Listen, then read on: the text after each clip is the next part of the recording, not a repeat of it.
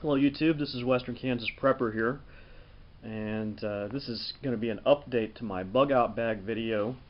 I've made a few additions to my bag, and I'm actually fairly happy with it now. I think when I made it the 10-part series, I mentioned there were some other things I wanted to do to add to it before I felt like it was ready. So these are the things I've done to make it ready, or to improve it. I may still improve it later, but the weight is currently 35 pounds. I think it was 25, so it's pretty much packed to the gills. There's really nothing else for me to put in there. If I wanted anything else, I'd probably have to strap it to the outside. But anyway, that's including the medical roll on the left. So I will be detaching that. I don't think there's anything I added to the medical roll, hardly, that would be worth talking about. Shit. Got it latched on there good. There we go. Okay, now that's detached. The first thing I'll show you is I appended this, well, I've got a climbing carabiner on there. I think I told you before all of them were non-locking or non-climbing. So I've got one that actually is for climbing now. Should I have to do that, I probably want one or two more to add to this, with maybe some type of buckle for rappelling. I changed my bottle up a little bit. This is a bigger Nalgene bottle than the one I had on there. It has one of these Cook cans with it that fits on the bottom of the bottle, although it doesn't fit quite totally. You have to, I found it wouldn't fit unless I threw that one time around with duct tape. It fit great.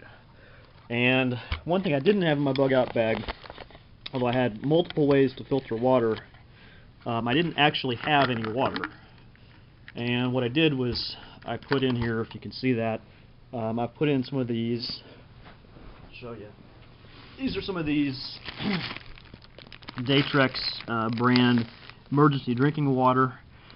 Each of these are 4 ounces, so there's probably 3 or 4, there's probably 4 or 5 of them in this bottle. Is that, enough? No, but, it's better than having no water. And, like I say, I got multiple ways to filter water. I've still got my Katadyn in there, I've got my tablets, I've got, the straws, I've got multiple ways to do that. Okay, my biggest change on the bag. Again, my theory of the bag, I like to explain why I do things, but I think on any BugOut bag, you need to be thinking about these outside pockets need to be priority items, so you can access them easily, and that's what I have. So, here is where I am harboring this firearm, which I purchased a couple weeks ago, but this is the Kel-Tec PF9. Oops. And of course, I'm not going to blow my thumb off like that guy on that prepper show the other day, but that's actually is not loaded right now. But, and I'll show you that. But before I had this P32, which is my normal carry weapon. This is the PF9. It's a cheap gun, it's $250, $300, so it's a gun I don't mind necessarily putting in my BugOut bag. I mean, you got to pick something. It's 9mm, so again, it's a more common round than the 32. The other nice feature again is I can open that slide without, with the P32, you have to have that empty mag to open the slide. This has a slide catch. The thing that's really different to me, though, is the sights on the gun. These are much better sights to me than what's on the new P32. It's just much harder to get a sight picture, you can see, with those.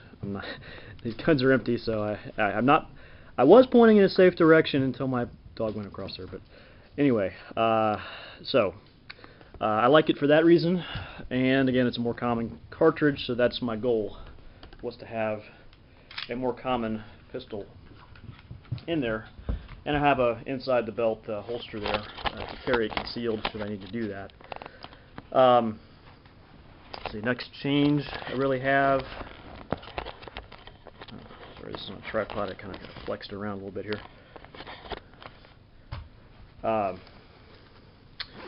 You know, with that gun, I have to have some ammo. So I've got 2 boxes of 9mm.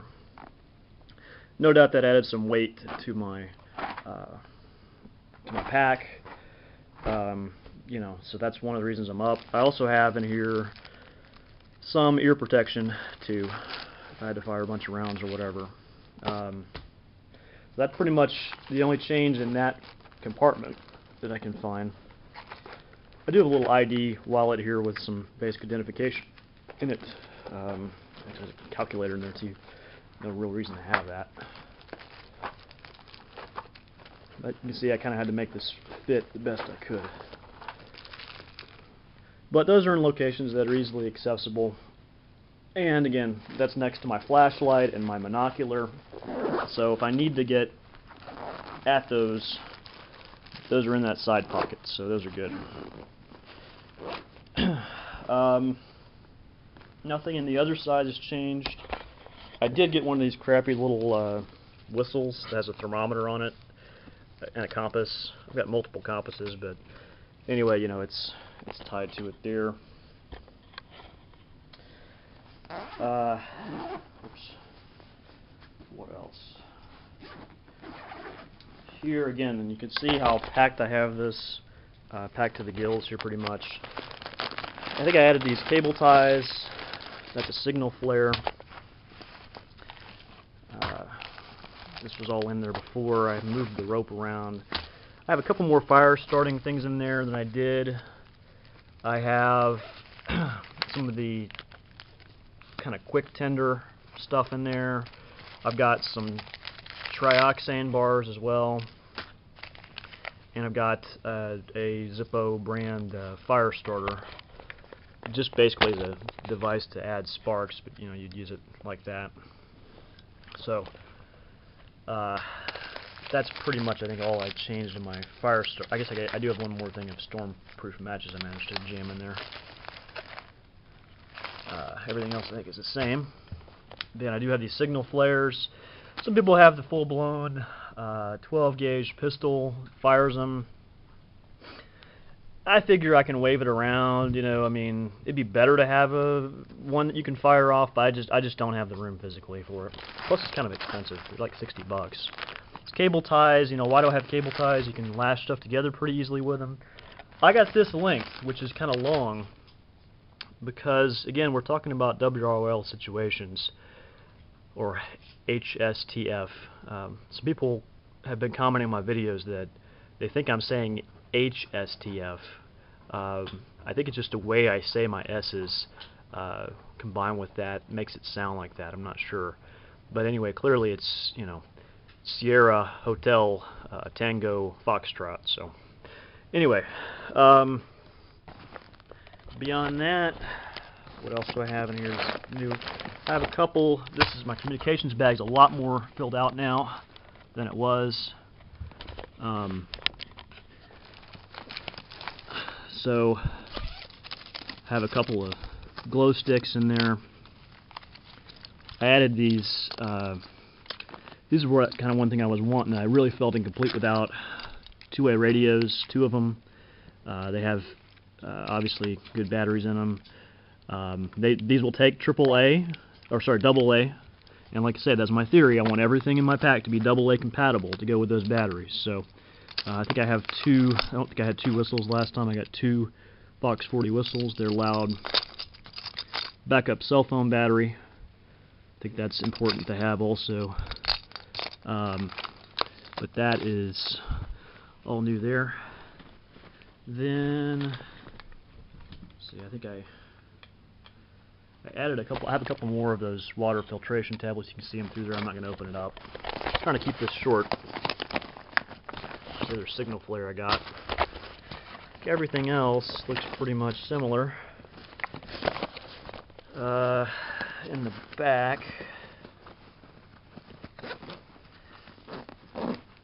oops.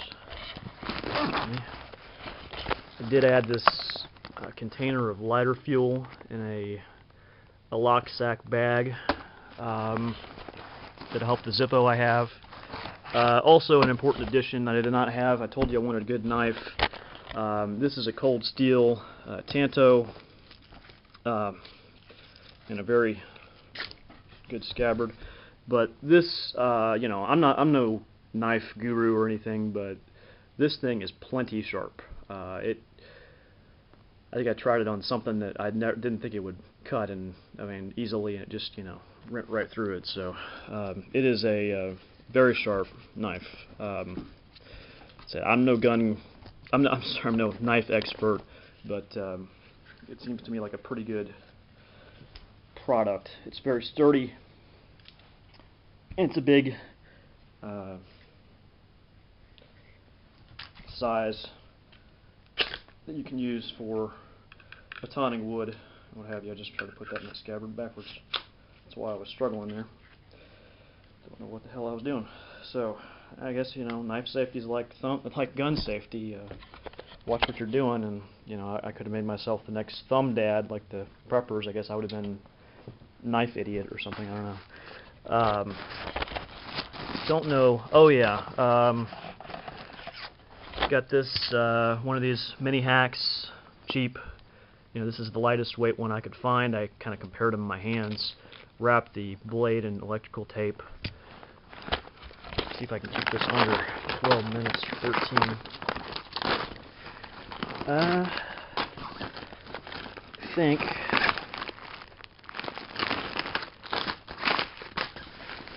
everything else is pretty much the same.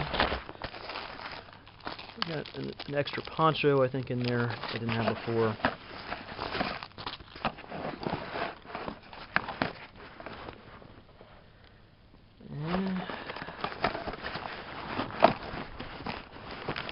I think everything else is good. Oh, let's see. No, one more thing. What is that?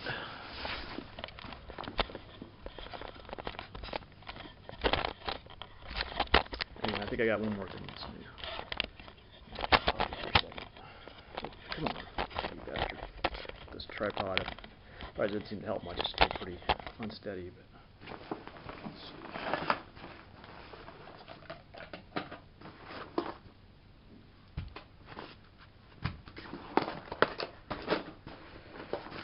Well, I just made a big show out of telling you on my other BugOut Bag video I don't like to just throw crap on the ground and call it good.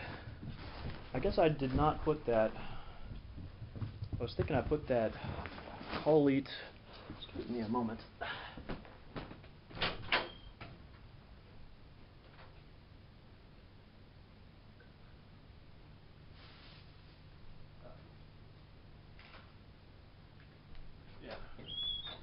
Yeah, I was trying to find some room for this.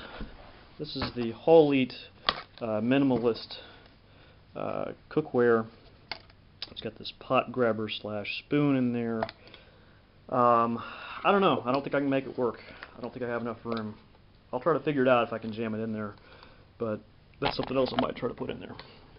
So I think that's it. Try to keep this under 14 minutes. So it's Western Kansas Prepper with my update to my BugOut Bag video. Let me know what you think. Appreciate all the comments. Have a good one.